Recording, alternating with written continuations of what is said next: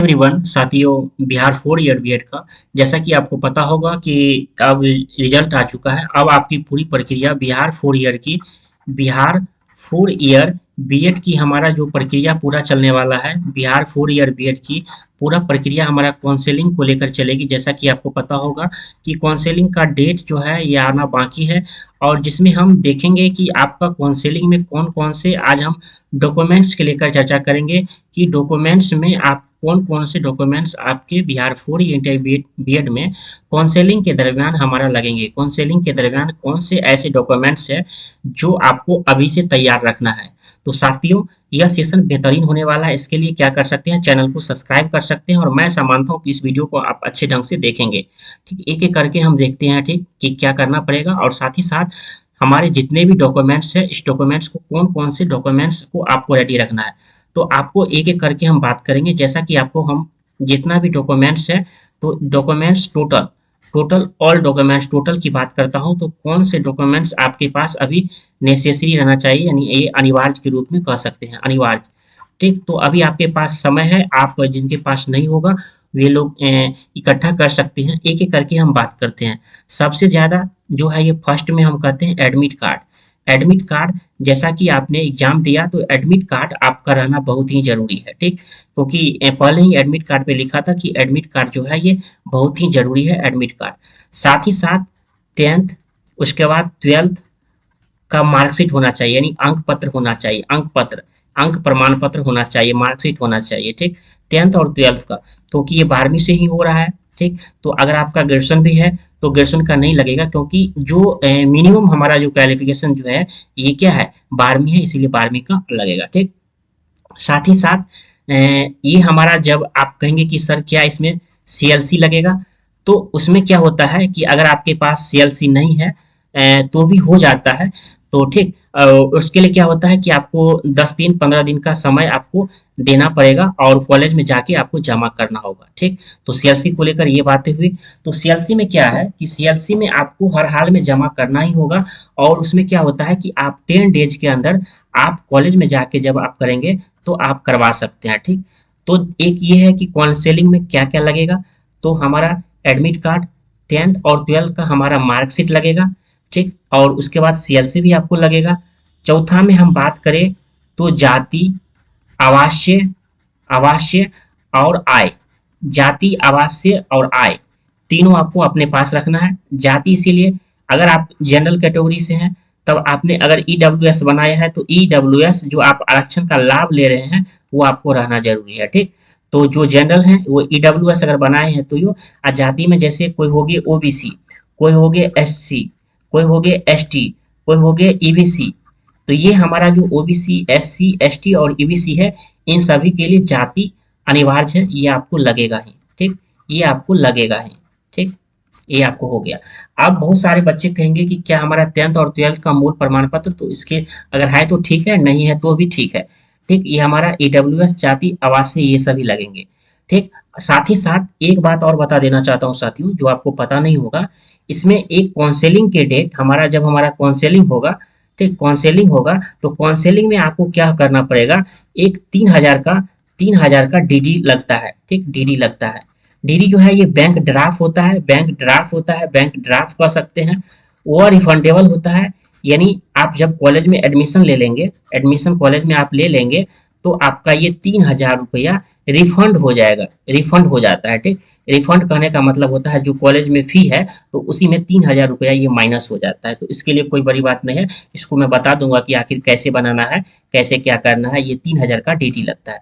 जब हमारा LNMU exam conduct कराया था, एलएनएमयू जब एग्जाम कंडक्ट कराया था 2023 में, तो एक जगह देखते हैं उस समय बैंक ड्राफ्ट जो है, ये बैंक ड्राफ्ट जो बैंक डीडी है तो वो 3000 का बना था। इसीलिए मैं इस बार बोल रहा हूँ कि 3000 का ही बनेगा, इससे ज्यादा नहीं लगेगा।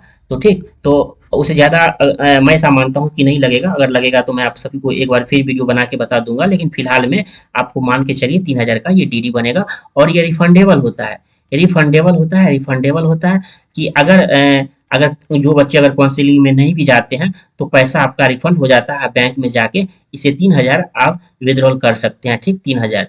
तो ये डॉक्यूमेंट्स को लेकर 10th 12th का अंक पत्र हमारा, उसके बाद एडमिट कार्ड, उसके बाद जाति, आवासीय और ओबीसी, और उसके साथ साथ मैं बताता हूँ कि ये जो हमारा ये 4 ईयर बीएड का 4 ईयर का जो बीएड का आपने फॉर्म भरा होगा, फॉर्म बीएड का फॉर्म भरा होगा, तो फॉर्म वाला क्या, फॉर्म वाला, साथ ही साथ आप जब आप जाएंगे तो आपको वहाँ जो है ये काउंसलिंग में ही आपको कॉलेज अलॉट करना होगा। साथ ही साथ कौन सा कॉलेज चूज करना है, कैसे क्या करना है, इस पे थोड़ी हम बात कर लेते हैं साथियों। काउंसलिंग के दिन क्या होता है, ठीक। तो उस दिन क्या होगा, जैसे मैं बता देता हूँ कि जैसे यहाँ है, यहाँ 1, 2 और 3 और 4, एक हो गए, एक कॉलेज, दो कॉलेज, तीन कॉलेज और चार कॉलेज।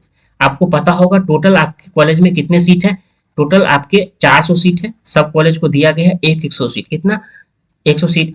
काउंसलिंग में क्या होगा, इसी तरह के चैम्बर बने रहेंगे, ठीक। एक तरह से का ये हमारा चैम्बर हो गया, ये हमारा एक तरह से चैम्बर हो गया, एक तरह से ये चैम्बर हो गया, एक तरह से ये चैम्बर हो गया। चारों टीचर 1 2 3 करके रहेंगे, 1 2 3 करके रहेंगे। ये काउंसलिंग की पूरी प्रक्रिया ऐसे ही स्टार्ट होती है। आप क्योंकि 2023 में एलएनएमयू हो रहा था तो ऐसे ही हुआ था। तो मैं ऐसा मानता हूँ कि बिहार यूनिवर्सिटी इसी को फॉलो करेगी, बिहार यूनिवर्सिटी उसी को फॉलो करेगी, और जैसा होते आया है उसी प्रकार होते आएगा, ठीक। तो ये जो है 1 2 3 और 4, तो उसमें क्या होगा, पहले आपको सब्जेक्ट यानी सब्जेक्ट चूज करना होगा। सब्जेक्ट चूज करने का मतलब क्या है, आप ऑनर्स क्या रखना चाहते हैं, एक सब्जेक्ट के रूप में क्या रखना चाहते हैं। जैसे कोई रखना चाहता है हिंदी, कोई रखना चाहता है कि इंग्लिश, कोई रखना चाहता है बॉटनी, कोई रखना चाहता है हमारा बॉटनी, कोई रखना चाहता है जूलॉजी, कोई रखना चाहता है मैथ। तो ये सभी आपको काउंसलिंग के दिन ही डिसाइड करना होगा कि मुझे कौन सा ऑनर्स रखना है। और साथ ही साथ आपको ये भी याद रखना होगा कि कौन सा कॉलेज चूज करना है, ठीक। कॉलेज कौन सा रखना है, क्योंकि कॉलेज सबसे ज्यादा वीवीआई की बात करता हूँ तो वहाँ सबसे ज्यादा चूज करने की बात आएगी कॉलेज को लेकर। तो आपको जैसे मैंने पहले ही बताया कॉलेज के लिए क्या करना होगा। कॉलेज के लिए आप देख सकते हैं, पहले जाके बात कर सकते हैं, कॉलेज के स्टूडेंट सबसे बात कर सकते हैं। स्टूडेंट सबसे जब जैसे ही आप कॉलेज में जाके बात करेंगे तो आपको लगेगा कि नहीं कौन सा कॉलेज बेस्ट है। तो इस प्रकार आप क्या कर सकते हैं, एक बेस्ट कॉलेज की तैयार कर सकते हैं, क्योंकि आपको पता होगा बिहार 4 ईयर बीएड में 4 कॉलेज हैं, 4 ईयर बीएड में 4 कॉलेज है, ठीक। तो आप इस प्रकार कर सकते हैं कि कौन सा कॉलेज हमारे लिए बेस्ट है, नजदीक है। जैसे आप मुजफ्फरपुर में है तो ऑफ कोर्स आप मुजफ्फरपुर में एडमिशन लेंगे।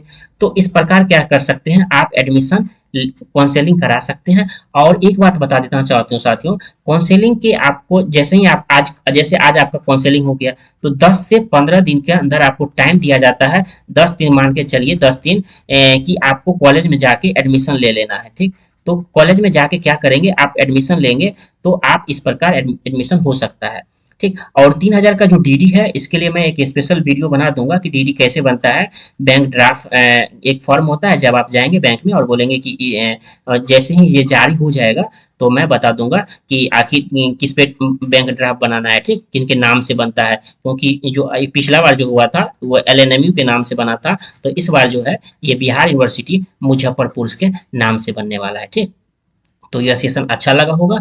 और मैं ऐसा मानता हूँ कि जो जो डॉक्यूमेंट्स मैंने बताया, जितना हो सके ये डॉक्यूमेंट सभी अपने आपके पास होगा ही, लेकिन फिर भी आप रेडी कर सकते हैं। एडमिट कार्ड को ठीक से रखना है, 4 ईयर बीएड जो फॉर्म वाला हो वो उसको रखना है, साथ ही साथ 10th 12th का अंक पत्र रखना है, जाति आवासीय आय, और साथ ही साथ ये आपको सीएलसी ये सभी आपको तैयार रखना है। और इस प्रकार आपका एडमिशन के काउंसलिंग के वक्त आपको लगेगा, और ये सबकी ओरिजिनल कॉपी आपको लगेगा, ठीक। आपकी ओरिजिनल कॉपी लगेगा, ओरिजिनल, ठीक। ओरिजिनल आपकी कॉपी लगेगी, ओरिजिनल आपकी कॉपी लगेगी। ऐसा मत सोचिएगा कि फोटो कॉपी लगेगी, ओरिजिनल भी वहाँ चेक होता है और फोटो कॉपी की प्रति वहाँ जमा हो जाता है। फोटो कॉपी जो होता है ना, फोटो कॉपी वो आपको जमा हो जाएगा। तो ये सेशन कैसा लगा, इस चैनल पे पहली बार आए हैं तो चैनल को सब्सक्राइब कर दीजिए, और इस चैनल को अपने दोस्तों के साथ जरूर शेयर कीजिएगा। और इस वीडियो को पहली बार देख रहे हैं तो इस वीडियो को लाइक जरूर कर दीजिएगा, ठीक। धन्यवाद।